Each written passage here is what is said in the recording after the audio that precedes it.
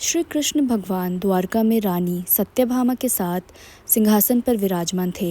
निकट ही गरुड़ और सुदर्शन चक्र भी बैठे हुए थे।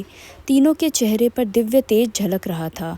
बातों ही बातों में रानी सत्यभामा ने श्री कृष्ण से पूछा कि हे प्रभु, आपने त्रेता युग में राम के रूप में अवतार लिया था। सीता आपकी पत्नी थी, क्या वह मुझसे भी ज़्यादा सुंदर थी? द्वारकाधीश समझ गए कि सत्यभामा को अपने रूप का अभिमान हो गया है। तभी गरुड़ ने कहा कि भगवान, क्या दुनिया में मुझसे ज़्यादा तेज गति से कोई उड़ सकता है?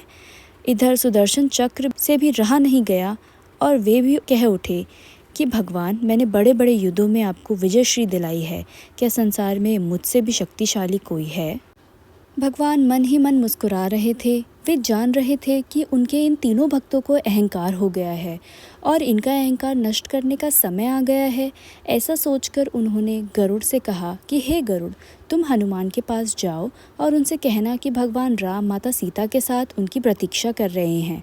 गरुड़ भगवान की आज्ञा लेकर हनुमान को लेने चले गए।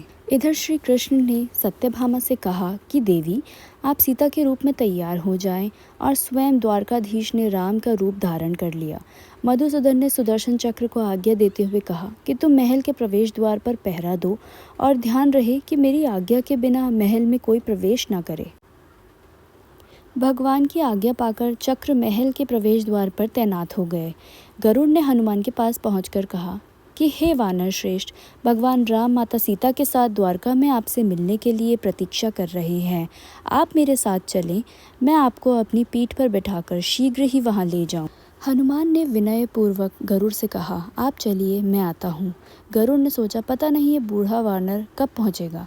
खैर, मैं भगवान के पास चलता हूँ। यह सोचकर गरुड़ शीघ्रता से द्वारका की ओर उड़े। पर यह क्या, महल में पहुंचकर गरुड़ देखते हैं कि हनुमान तो पहले से ही महल में प्रभु के सामने बैठे हैं।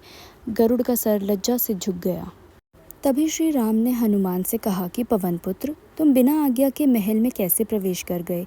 क्या तुम्हें किसी ने प्रवेश द्वार पर रोका नहीं? हनुमान ने हाथ जोड़कर सिर झुकाकर अपने मुंह से सुदर्शन चक्र को निकालकर प्रभु के सामने रख दिया।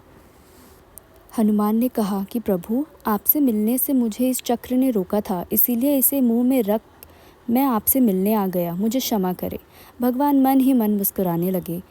हनुमान ने हाथ जोड़ते हुए श्री राम से प्रश्न किया कि हे प्रभु, आज आपने माता सीता के स्थान पर किस दासी को इतना सम्मान दे दिया है कि वह आपके साथ सिंहासन पर विराजमान है? अब रानी सत्यभामा का अहंकार भंग होने की बारी थी। उन्हें सुंदरता का अहंकार था जो पल भर में चूर हो गया था। रानी सत्यभामा, सुदर्शन चक्र व गरुड़ जी तीनों का गर्व चूर चूर हो गया था। वे भगवान की लीला समझ रहे थे। तीनों की आंखों में आंसू बहने लगे और वे भगवान के चरणों में झुक गए। अद्भुत लीला है प्रभु की। अपने भक्तों के अहंकार को अपने भक्त द्वारा ही दूर किया उन्होंने। जय श्री राम, जय श्री कृष्ण, जय बजरंगबली।